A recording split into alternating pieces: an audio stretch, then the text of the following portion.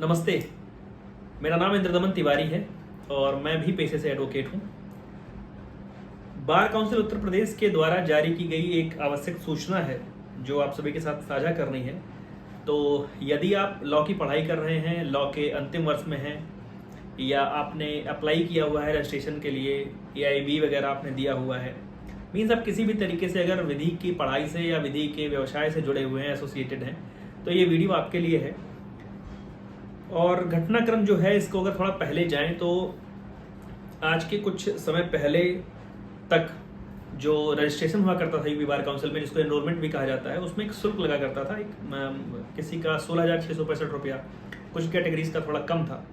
लेकिन बीच में एक जो निर्णय आया था गौरव कुमार बनाम यूनियन ऑफ इंडिया का, और मुझे लगता है 30/7/2024 को तारीख थी, क्योंकि इस पत्र में लिखा हुआ है। तो उस पत्र के बाद, उस निर्णय के बाद से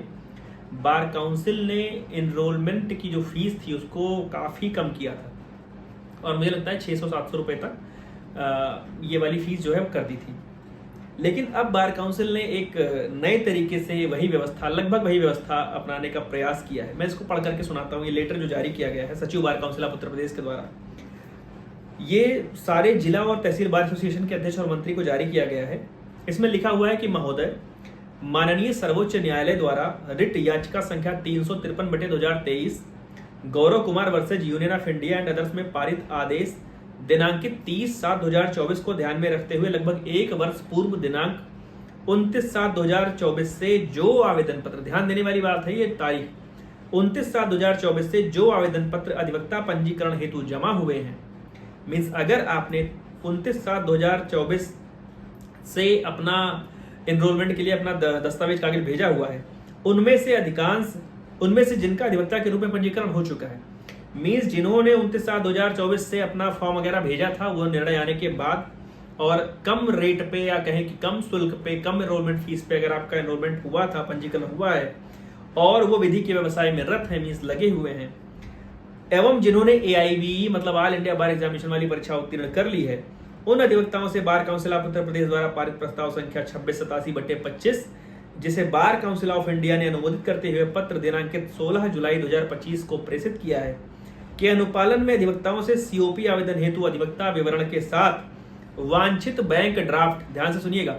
वांछित बैंक ड्राफ्ट दिनांक 23 जुलाई 2025 से जमा करना प्रारंभ किया जाएगा।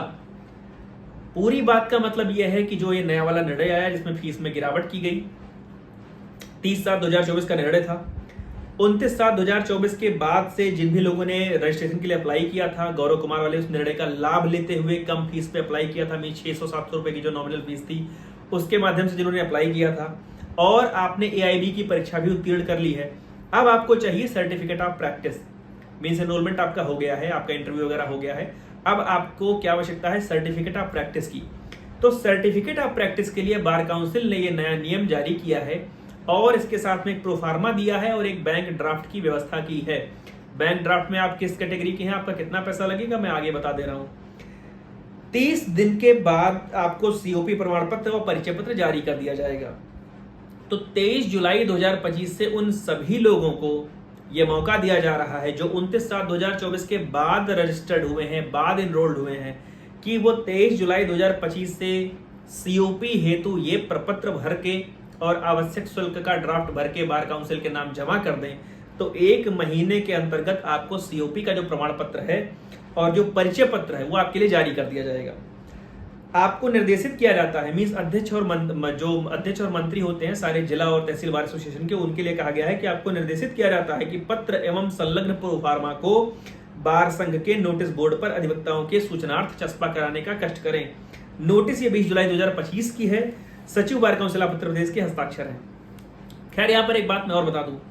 आज के करीबन एक महीने पहले भी इसी प्रकार की एक नोटिस आई थी, तो मुझे लगता है वो अधिवक्ता भाइयों का और हम सभी का मन लेने का प्रयास किया जा रहा था, क्योंकि वो नोटिस आई थी, उसमें भी शुल्क की बात थी कि COP के लिए अब पैसा लगेगा। तो लोगों ने उस पर बड़ा आक्रोश व्यक्त किया, कहा कि अभी तक उस तरीके से पैसा लिया जा रहा था, तो माननीय उच्चतम न्यायालय का जब निर्णय आया तो अब इस प्रकार से पैसा लिया जाएगा क्या। खैर, वो जो शुल्क है वो किस काम में आती है वो सब आपको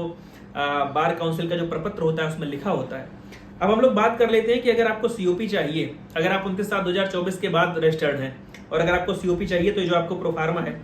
ये प्रोफार्मा शायद उसमें खैर दिखेगा नहीं कैमरे में, लेकिन ऐसा प्रोफार्मा है, मैं डिस्क्रिप्शन में दे भी दूंगा। इसमें आपको बताना है आपका अधिवक्ता पंजीकरण संख्या, पंजीकरण की तिथि, अधिवक्ता का नाम, पिता पति का नाम, आपका पता, जनपद, pin number, mobile number, email, ये सब आपकी जो डिटेल्स है वो। शुल्क अदायगी विवरण केवल उन अभ्यर्थियों हेतु जिनका पंजीकरण आवेदन पत्र संख्या दिनांक 29/7/2024 के बाद की है। ये जो सारी बातें हैं ये 29/7/2024 के बाद के इनरोल्ड लोगों के ऊपर है, क्योंकि उसके पहले सभी लोगों ने इनरोलमेंट के समय ही अपना पूरा पैसा दे दिया था, पूरा शुल्क दे दिया था। डीडी संख्या भरनी है, डीडी दिनांक भरनी है। अब अगर आप सामान्य वर्ग के हैं या आप अन्य पिछड़ा वर्ग के हैं, मीन्स अगर आप जनरल कैटेगरी के हैं या आप अदर बैकवर्ड कास्ट के हैं, तो आपको 14,500 रुपए का बार काउंसिल ऑफ उत्तर प्रदेश इलाहाबाद के नाम से डिमांड ड्राफ्ट बनवाना है। दूसरी बात, अगर आप अनुसूचित जाति के हैं, मीन्स शेड्यूल कास्ट से रिलेटेड हैं, अनुसूचित जनजाति मतलब शेड्यूल ट्राइब से एसोसिएटेड हैं, तो आपको 13,500 रुपए की जो फीस है वो आपको जमा करनी पड़ेगी। 500 रुपए प्रतिवर्ष अथवा 6,000 रुपए एक मुश्त आजीवन सदस्यता हेतु भी इसमें जुड़ा हुआ है कि अगर आप चाहें तो 500 रुपए प्रतिवर्ष के लिए या 6,000 रुपए देकर के एक मुश्त आजीवन सदस्यता भी ले सकते हैं, 5-5 साल के बाद जो रिन्यू होता है। उसके बाद एक चीज उसमें और है कि अधिवक्ता पंजीकरण हेतु आवेदन करते समय यदि आवेदक की आयु 50 वर्ष से अधिक है, 50 वर्ष या उससे अधिक है, तो यदि जो लोग एनरोलमेंट के लिए अप्लाई कर रहे हैं उनकी उम्र अगर 50 वर्ष या उससे अधिक है और विधि स्नातक के 10 वर्ष पश्चात आवेदन कर रहे हैं, मीन्स अगर आपने लॉ ऑनर्स या LLB 3 ईयर जो भी कोर्स किया है उसके 10 वर्ष बाद अगर आप एनरोलमेंट के लिए आवेदन कर रहे हैं या आपकी उम्र 50 वर्ष की है या 50 वर्ष से अधिक हो चुकी है, तो थोड़ा शुल्क आपके लिए ज्यादा लगेगा।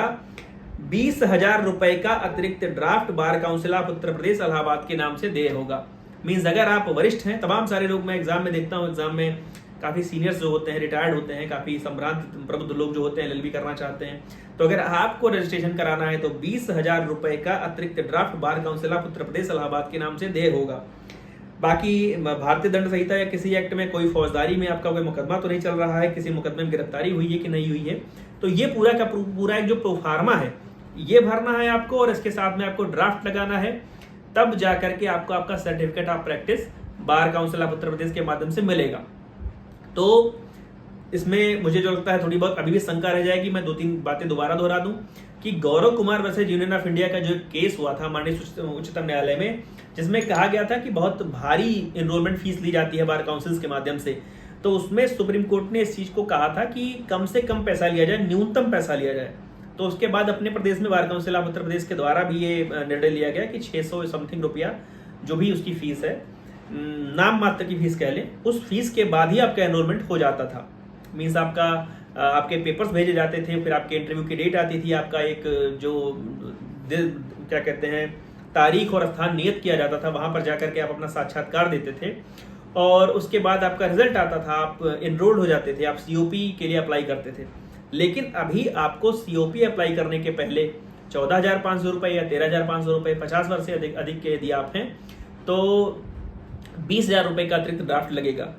तो ये सूचना अभी आप सब तक पहुंच रही है और खैर मैंने पहले भी कहा, मैं दोबारा दोहरा दूं कि पिछली बार भी इस पर एक ऐसी सूचना इसी प्रकार की आई थी, खैर उस पर शायद दस्तखत नहीं थे, सचिव के हस्ताक्षर नहीं थे, तो बाद में कहा गया कि वो फर्जी है, उस पर कोई ध्यान देने की जरूरत नहीं है। लेकिन वो इसी प्रकार का एक जारी किया गया एक नोटिस था, एक जारी की गई सूचना थी। खैर हो सकता है वो मन लेने के लिए किया गया हो। तो उन अधिवक्ताओं को जो 29/7/2024 के बाद एनरोल्ड हुए हैं उन सभी के लिए सूचना थी, और जो आगे लोग एनरोल्ड होते रहेंगे उनके लिए भी है कि अब ये ना समझे कि गौरव कुमार के केस के बाद हमें बहुत बड़ी राहत मिल गई, बार काउंसिल ने हमारा बहुत कम शुल्क में आवेदन स्वीकार कर लिया।